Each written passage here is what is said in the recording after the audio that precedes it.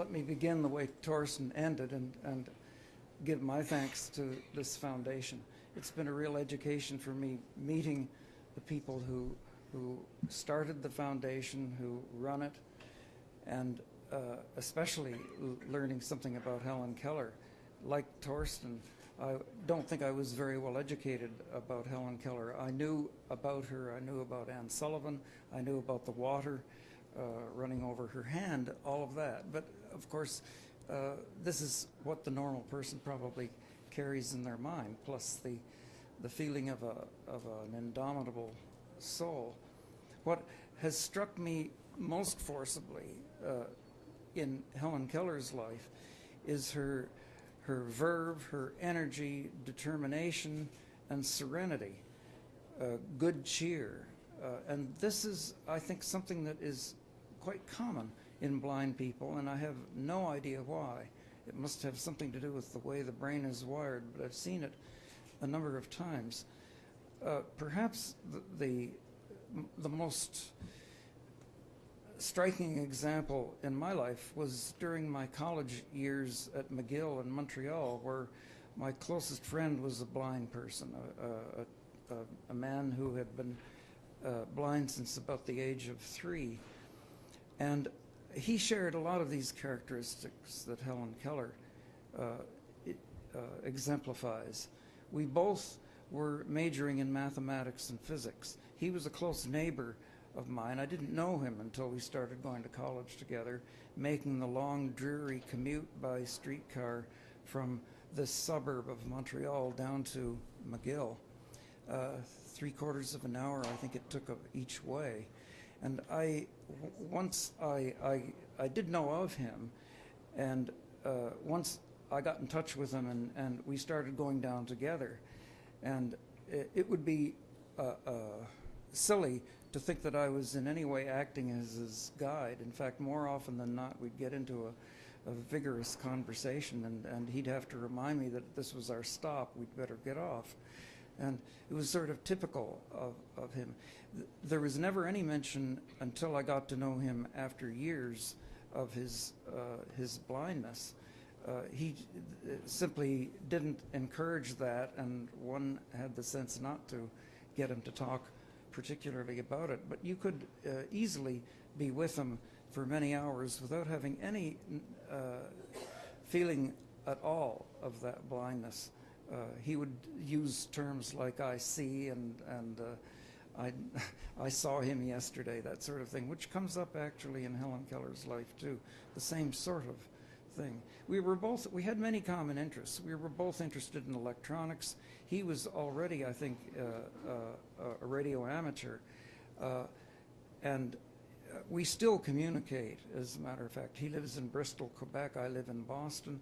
And I get in touch with him something like once every few weeks because I know that he's going to be on the air then. I finally got to be an amateur myself about 4 years ago. It took me a long time for some reason, but he was right from then. And how he ever built his equipment, which one did in those days, I have no idea.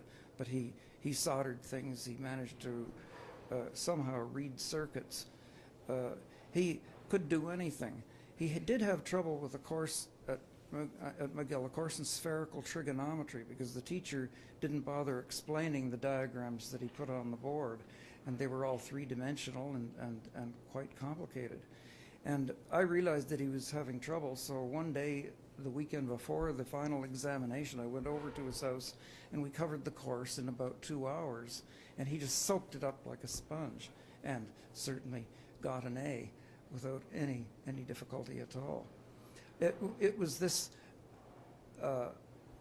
determination and good, cheerful serenity that marks him most forcibly in my mind, and so I can resonate sort of to the story of Helen Keller's characteristics.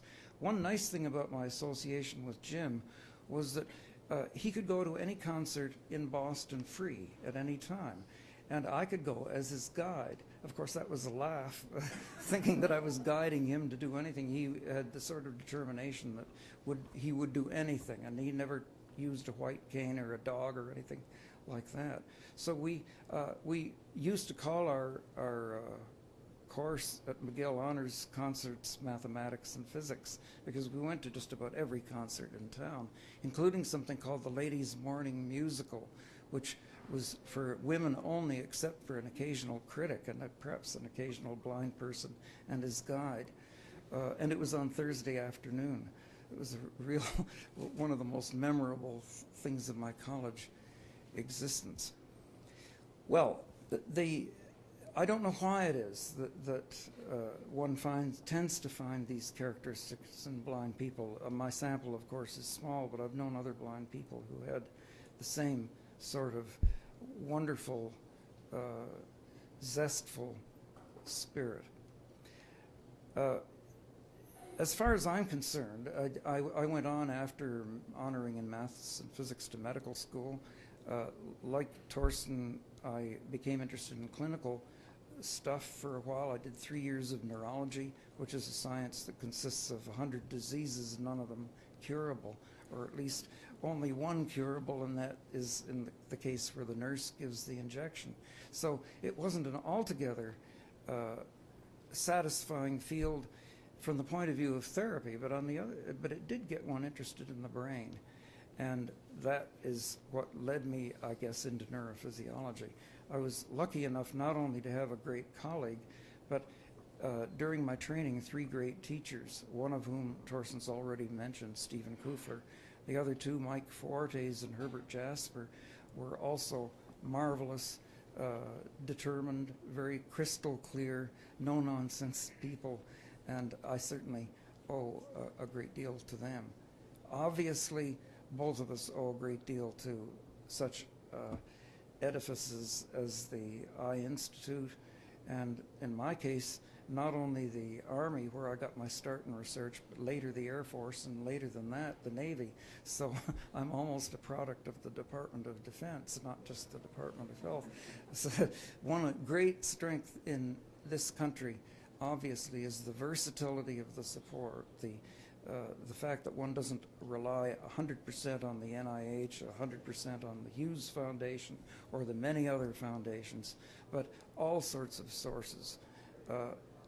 I think the 3 great things that have led to the fantastic progress in science in this country in the last, since 1950, let's say, or 40, are the strength of the universities, the huge variety and the freedom that one has in the universities, the government support for research of many sorts, and finally the fact that we're heir to so many wonderful, brilliant scientists who got out of Europe around 1937 and came here.